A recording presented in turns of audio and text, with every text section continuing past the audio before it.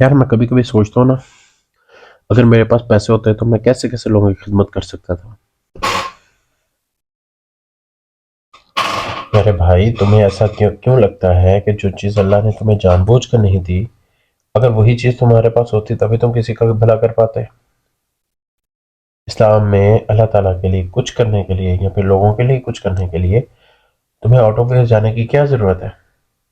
جتنا اللہ نے تمہیں دیا ہے اتنا میں سے کرنا ہے نا۔ مطلب میں سمجھا نہیں۔ اچھا رکو، میں اس کو دوسرے طریقے سے سمجھاتا ہوں۔ مان لو کہ تمہارے پاس بائک نہیں ہے۔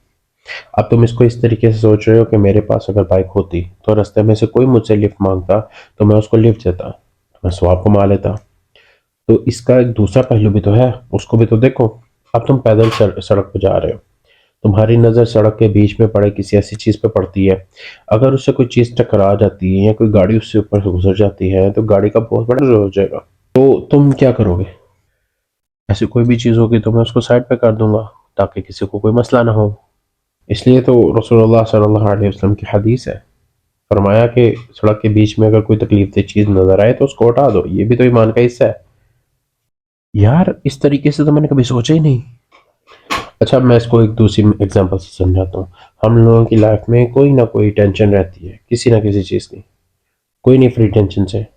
اب مان لو کہ تمہارا کوئی دوست تم سے ملنے کے لیے آ رہا ہے، تو کیا تم اس سے منہ بنا کر اس سے جا کے ملو اور اپنی ٹینشن بتاؤ گے؟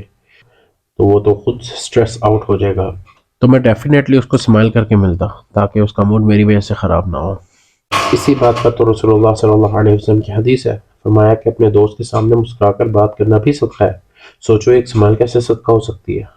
تو یعنی اس کا کنکلوژن یہ نکلا کہ اللہ تعالیٰ نے جو چیز ہمیں دی ہے اس میں سے ہمیں اس طریقے سے کام کرنا ہے کہ اللہ تعالیٰ ہم سے راضی ہو۔